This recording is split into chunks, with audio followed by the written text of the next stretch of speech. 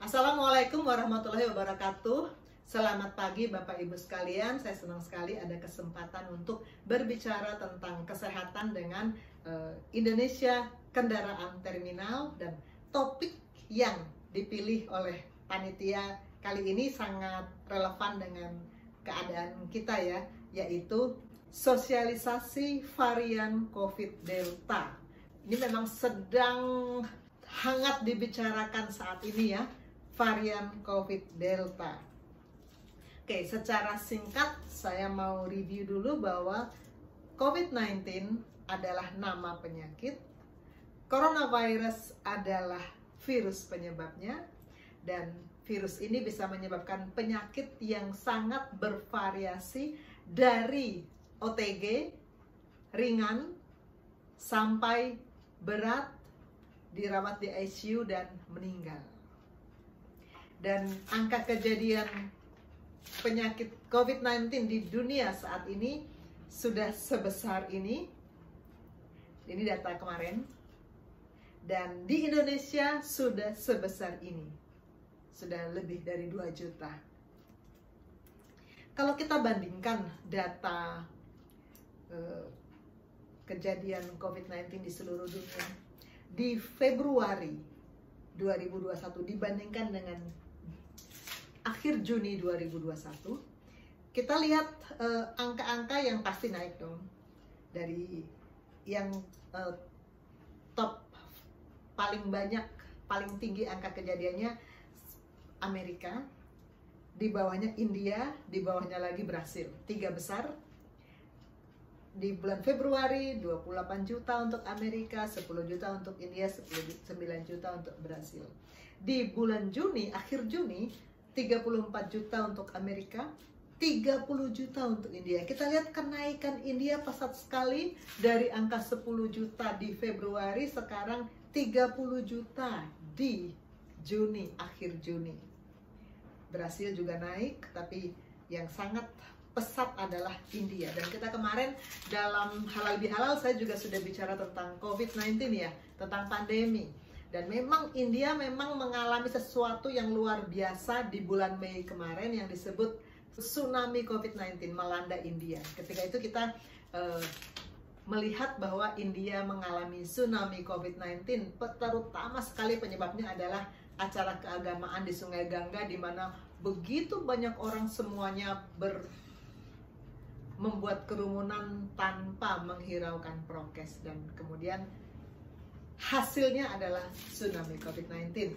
Dan ketika itu saya menyampaikan health talk tentang COVID kan pada Halal Bihalal beberapa hari sudah Lebaran ya.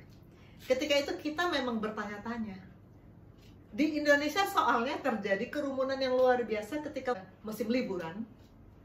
Terjadi kerumunan yang luar biasa, dan banyak yang mengkhawatirkan sesuatu akan terjadi seperti India nanti nih. Dan ternyata iya, kita sekarang juga mengalami badai COVID-19 varian Delta, sama dengan India. India begitu pesat naiknya karena varian Delta ini, dari angka 10 juta ke angka 30 juta karena varian Delta ini. Dan kita pun di Indonesia sama. Kita lihat kita di Indonesia ya, di bulan Februari kita angka 1,2 juta dan kita peringkat ke-19. Di akhir Juni kita angka 2 juta lebih, kita peringkat ke-17. Naik, peringkat kita naik. Dan sekarang sudah tembus dari 2 juta. Dan penyebabnya juga sama, varian Delta ini. Kita lihat kasus baru untuk seluruh dunia. Sebetulnya saat ini dunia sudah berhasil turun dari second wave. Ini first wave. Wave pertama sepanjang tahun 2020 sampai sampai kira-kira Januari 2021. Itu wave yang pertama. Lalu mulai Februari Maret mulai naik lagi untuk wave yang kedua, gelombang yang kedua, dan di Mei Juni turun. Untuk dunia turun. Tapi untuk Indonesia, kita sekarang justru sedang naik dengan sangat tajam. Kita di Indonesia mulai turun melewati wave yang pertama, gelombang yang pertama yang puncaknya Januari Februari, turun sampai di bulan April Mei, turun, tapi di pertengahan Mei sampai pertengahan Juni naik dengan sangat tajam. Kita lihat di kurva ini naik dengan sangat tajam. Jadi kita sedang belum puncak, sedang naik menuju puncak dari second wave. Kapan puncaknya? Sampai berapa? Kita juga nggak tahu. Juaranya memang Jakarta. Ini data dari 14 sampai 20 Juni, ini dari WHO. Juaranya memang Jakarta. Ya, karena itu kita harus sangat hati-hati, dan tepat sekali kalau hari ini kita bicara tentang COVID-19 varian Delta. Ini slide saya yang sudah saya tayangkan di Halal Bihalal kemarin, bahwa sejak bulan awal April, Departemen Kesehatan sudah mulai mengingatkan masyarakat bahwa ada mutasi virus corona loh. Perketat disiplin ya, itu sudah di woro-woro dari sejak awal April. Kemudian di awal Mei dikatakan sudah masuk loh COVID varian baru B117, B1351, B1617. Waktu itu disebut nama kode-kode virusnya. Tapi sekarang kita menyebutnya dengan alfa, beta. Ini ada varian alfa yang tadi B1617 itu adalah delta yang tadinya disebut varian India. Alfa tadinya disebut varian Inggris, sedangkan beta tadinya disebut varian Afrika Selatan. Jadi sekarang kita mengenal 10 varian corona yang sangat menonjol memang alfa, beta, gamma, dan delta, dan yang paling ngehits adalah delta. Yang lainnya epsilon, zeta, eta, theta, iota, dan kappa itu tidak terlalu terkenal.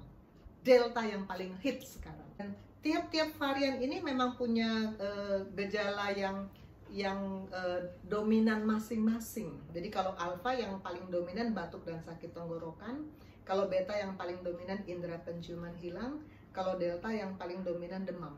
Kita lihat dulu apa sih delta varian. Delta varian ini istilah yang diberikan oleh WHO, mulai dipakai tanggal 31 Mei 2021. WHO meresmikan namanya delta varian. Delta varian ini tadinya B16772 yang dimulai di India. Dan ini adalah varian dari COVID-19 yang sangat menular, jauh lebih menular dari varian-varian lainnya, sangat cepat menularnya, dan membuat usaha-usaha pengendalian dari tiap-tiap negara itu menjadi terkendala, susah dikendalikan, dan membuat gejala yang lebih berat dan juga sangat luas mengenai anak-anak. Dulu waktu tahun lalu kita mengenal corona, anak-anak jarang, begitu katanya. Anak-anak jarang. Sekarang dengan sangat cepat klaster keluarga dan anak-anak dengan sangat cepat langsung melanda Indonesia dan Jakarta dan Indonesia. Karena memang dia sangat mudah tertular di kalangan anak-anak. Delta ini varian baru dari COVID-19 yang menjadi perhatian dunia karena sangat cepat menginfeksi. Dan ini sudah mengenai 80 negara di dunia. Saya yakin ini akan makin lebih. Dan Indonesia juga termasuk dalam 80 itu dengan lonjakan yang sangat drastis. Dan ini tadi sudah kita katakan, ini tadinya bernama B16772 dan diawali oleh India. Nah, di Indonesia ini adalah varian yang ditemukan di Indonesia. Paling banyak memang delta. Paling banyak delta, alfa ada sedikit, beta lebih sedikit. Jadi memang kita saat ini sedang sungguh-sungguh dilanda oleh varian delta. Apa gejala yang paling menonjol dari varian delta? Kalau menurut banyak ahli, gejala yang paling menonjol dari varian delta adalah sakit kepala, sakit menelan, dan flu. Jadi sekarang lebih ke arah flu. Sakit kepala, sakit menelan, dan ke arah flu. Dan tentu saja kalau dia memberat akan mengenai paru-paru dan kegagalan napas. Gejala yang sangat umum adalah sakit kepala, sakit tenggorokan, pilek, dan demam. Batuk turun di gejala kelima, dan anosmia, hilangnya penciuman, yang ini sekarang sudah tidak begitu banyak pada varian Delta. Jadi yang lebih dirasa adalah flu parah. Flu parah. Nah, ini juga dari kata data ya. Apa saja gejala-gejala COVID-19 yang Delta varian? Di sini ada mual muntah, kehilangan nafsu makan, diare, sakit perut, nyeri sendi, gangguan pendengaran, gangguan pembekuan darah, dan gangren. Jadi agak bergeser dari gejala-gejala klasik COVID-19 yang sudah kita kenal sebelumnya. Dan ini sekali lagi dikatakan punya potensi memberat lebih besar, punya potensi menular lebih besar, 40-50% lebih menular. Dan tingkat keparahan kepada anak-anak juga lebih besar, dan sudah lebih dari 60 negara, malah tadi data yang terbaru 80 negara kena, dan penanganan medisnya lebih sulit. Jadi masyarakat diminta waspada terhadap virus yang begitu cepat penularannya saat ini. Apakah vaksin bisa mencegah penularan dari Delta varian? Ini banyak yang tanya. Karena banyak yang bilang, saya sudah divaksin kok, masih kena.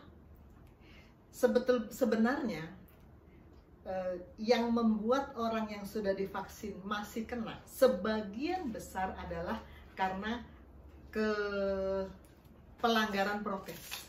Jadi, orang yang sudah divaksin itu seringkali merasa sudah pede, maka merasa, oh boleh dong nggak usah pakai masker. Di beberapa negara memang pemerintah mengatakan, oh ya boleh nggak pakai masker lagi, karena herd immunity sudah tercapai, vaksinasi sudah mencapai lebih dari 70%. Tapi di Indonesia vaksinasi masih sangat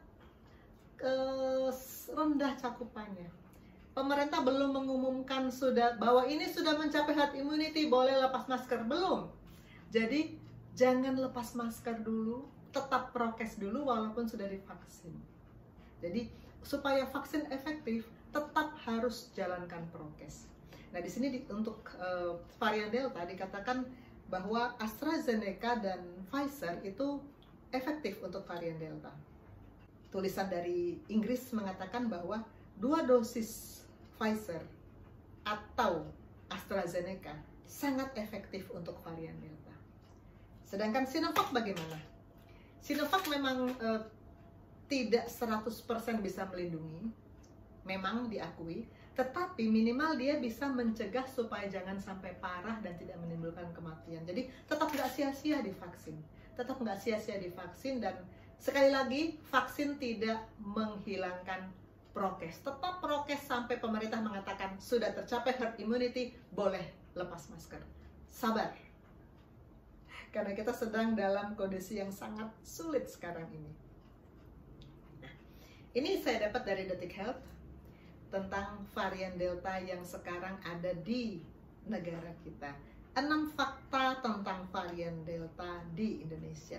Pertama, varian Delta terbukti lebih menular. Dan ini sudah berkali-kali saya sebut dari tadi ya, 40-50% lebih menular.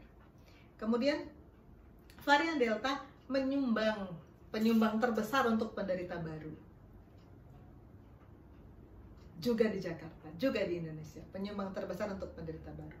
Ketiga, varian Delta memberikan keparahan yang lebih dari COVID-19 yang sebelumnya, lebih parah, lebih menular, menyumbang penderita baru, lebih parah.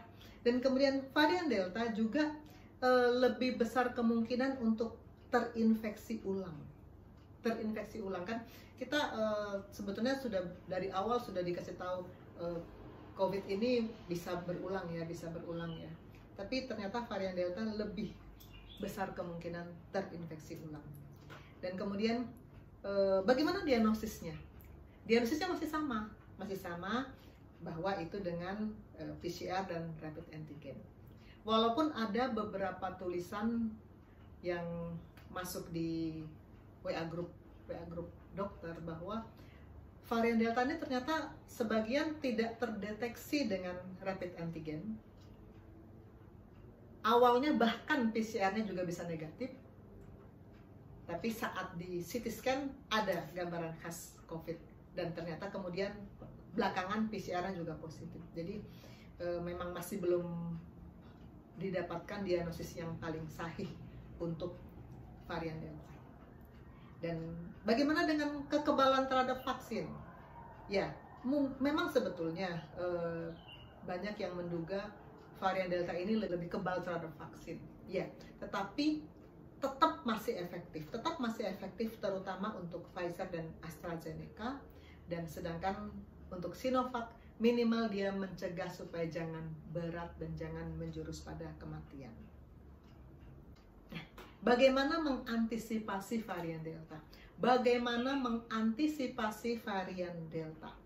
Yang penting kan kita udah tahu, tapi itu kan lalu kita harus antisipasi. Bagaimana caranya? Pertama, waktu di Halal Bihalal kemarin saya bicara tentang 5M. Memakai masker, ini sudah nggak bisa ditawar-tawar ya. Keluar rumah pakai masker. Kalau di rumah ada anggota keluarga yang isolasi mandiri, pakai masker dalam rumah. Jaga jarak 2 meter. Cuci tangan harus dengan air dan sabun, dan lamanya harus 20-30 detik ya. Menghindari kerumunan, ini yang pada musim libur kemarin banyak dilanggar. Aduh, rasanya sedih ya lihat kerumunan yang begitu luar biasa di Ancol dan di Pangandaran. Luar biasa kerumunannya, dan saya yakin di banyak tempat juga sama, hanya tidak diekspos. Mengurangi mobilitas, itu 5M. Sekarang 6M. Sekarang di mana-mana kita mulai mendengar kata-kata 6M. 6M. Apa yang ke-6? Ternyata yang M yang ke-6 itu ada beberapa variasi juga. Dari Rumah Sakit Islam Surabaya, M yang ke-6 adalah menjaga pola makan sehat dan istirahat cukup. Itu M yang ke-6. Sedangkan dari Semarang, dari Wali Kota Semarang, M yang ke-6 ternyata membaca doa. Semuanya betul ya, M yang menjaga pola makan sehat juga betul, membaca doa juga betul. Lalu M yang ke-6 menurut pemerintah Kabupaten Garut, M yang ke-6 adalah mendapatkan vaksinasi. Itu juga betul banget. M yang ke-6 mendapatkan vaksinasi, betul banget. Nah, ini saya dapatkan dari kelompok tentara dan DIM 0802 Ponorogo. Mempopulerkan M yang ke-6 apa? Menghindari makan bersama. Makan bersama menurut saya memang sangat luar biasa dampaknya untuk kebobolan tertular COVID. Dari IDI, Ikatan Dokter Indonesia, tim mitigasi dokter, ternyata juga M yang ke-6 adalah menghindari makan bersama. Ada, saya kenal seorang profesor ini sangat terkenal, saya tidak sebut namanya ya. Tapi dia tertular COVID dan sekarang sedang dirawat, lalu dia cerita, kenapa dia bisa tertular? Dia sudah divaksin, lalu angka kekebalannya tinggi, lalu dia merasa percaya diri. Dia sendiri cerita, saya pede karena antibodi saya tinggi, lalu saya mulai kulineran pertama, makan bersama ya, selamat, nggak terjadi apa-apa. Lalu lanjut kulineran kedua, lanjut yang ketiga, dan alhasil beliau akhirnya terinfeksi dan sekarang dirawat dengan COVID. Jadi makan bersama menurut saya memang luar biasa dampaknya, karena saya lihat di media sosial ya, di Instagram, di Facebook, itu orang banyak sekali yang pamer foto makan bersama, semuanya nggak pakai masker dan berdekat-dekatan. Aduh, saya tuh ngeliatnya, karena bukan cuma mungkin oke lah mereka tidak terkena, tapi orang yang melihat menyangka itu aman lalu meniru, dan pada akhirnya ada korban. Makanya sekarang COVID begini membludak, rata-rata kebobolannya saat makan bersama. Di rumah sakit tempat saya bekerja sekarang ada peraturan dari direktur, kalau makan kan lepas masker, nggak mungkin kan makan pakai masker, pasti lepas masker. Jarak satu sama lain harus paling tidak 2 meter. Nah, sebetulnya ada cara, ini saya pernah masukkan juga di Instagram saya. kalau kita terpaksa makan bersama selama pandemi. Ini saya ambil dari WhatsApp grup juga, dan saya lihat ini benar. Kalau terpaksa makan bersama selama pandemi, kalau terpaksa, pertama harus sedikit orang ya, hanya 1/4 kapasitas ruang. Kedua, harus ruang terbuka, Makanya saya kalau makan bersama itu semuanya ruang terbuka. Kemudian kalau berhadapan paling tidak 2 meter, kalau bersebelahan paling tidak 1,5 meter. Kemudian yang keempat, jangan berbicara saat makan. Ini yang sering sekali dilanggar. Kesempatan buka masker, ngobrol, ini tidak boleh. Selama makan tidak boleh berbicara. Dan makan juga dibatasi waktunya hanya 30 menit ya, jangan lebih. Karena kalau lebih, pasti nanti pengen ngobrol. Makan 30 menit nggak boleh ngobrol, sesudah itu pakai masker lagi, baru boleh ngobrol. Itu peraturan makan bersama. Kebanyakan orang, kalau saya lewat di mall gitu, ngelihat, saya jarang ke mall, tapi sekali-sekali ada keperluan kan. Dan pasti saya tidak makan di mall, tidak mau saya makan di mall. Tapi saya melihat orang yang duduk makan, rata-rata lepas masker dan ngobrol. Ngobrolnya ini yang bahaya.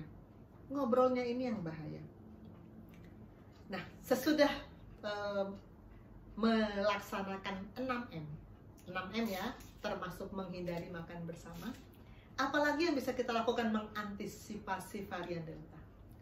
Gunakan masker double. Sekarang saya mulai rajin mengajari suster-suster, teman-teman, pakai masker double ya.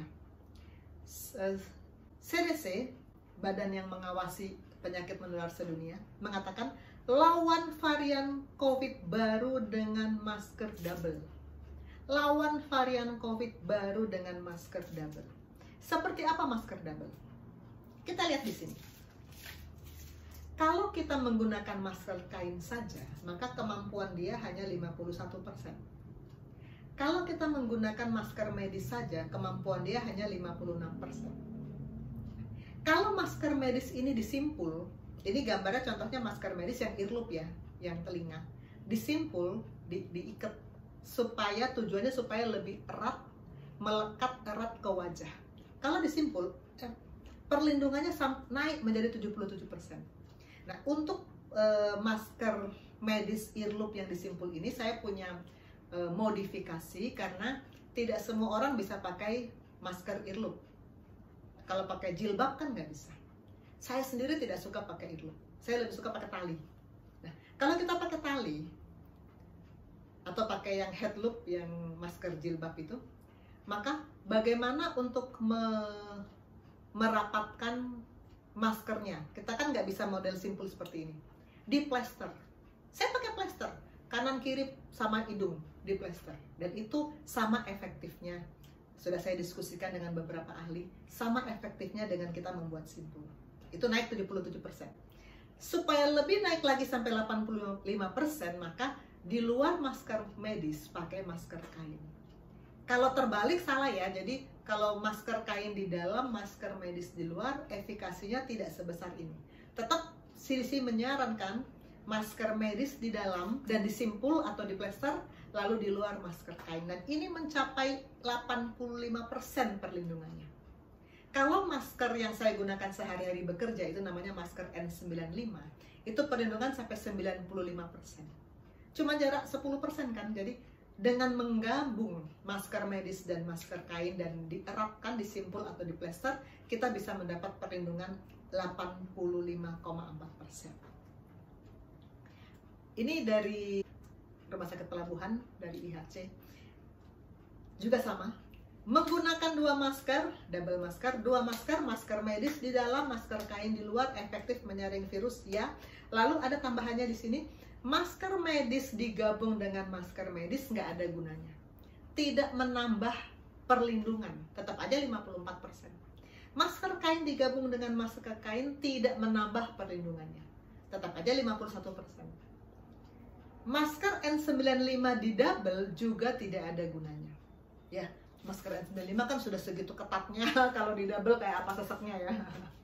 Jadi Tetapi yang disarankan adalah masker medis di dalam, lalu dieratkan, boleh dengan simpul, boleh dengan plester, lalu masker kain di luar. Itu membuat efektivitas perlindungannya meningkat menjadi 85%. Dan itu yang sekarang disarankan untuk semua orang pakai masker double, agar virus corona varian Delta ini bisa terhindar dari kita. Dan yang terakhir, vaksinasi. Jadi ada 3 ya yang saya sarankan untuk mengantisipasi. Pertama, 6M. Kedua, masker double. Ketiga, vaksinasi. Saya tidak bicara vaksinasi karena ini satu topik tersendiri, namun saya menghimbau Bapak Ibu yang belum vaksinasi, yang takut vaksin, jangan kemakan hoax, jangan kemakan omongan-omongan kanan kiri. Percaya pada pemerintah, percaya pada ahli-ahli yang memang ahli di bidangnya, bahwa vaksinasi ini sangat kita perlukan untuk mengantisipasi penyebaran, penularan yang sangat masif dari varian Delta. Dan kita sekarang sudah lumayan bahwa vaksinasi sekarang sudah lebih terbuka, tidak lagi terikat KTP harus Jakarta, tidak lagi terikat umur hanya boleh 60 ke atas, 50 ke atas, sekarang 18 ke atas sudah boleh, bebas KTP, sudah banyak dibuka di mana-mana, tinggal daftar, ada juga yang langsung datang. Manfaatkan kesempatan vaksinasi karena ini sangat penting. Ya, sebagai kesimpulan, kita sekarang menghadapi COVID varian Delta, dan kita menghadapinya bagaimana mengantisipasinya. 1, mari patuhi 6M. 2, gunakan masker double dengan benar. Dan 3, vaksinasi. Baiklah Bapak Ibu Saudara, saya berharap ini akan bermanfaat untuk kita semua. Wassalamualaikum warahmatullahi wabarakatuh.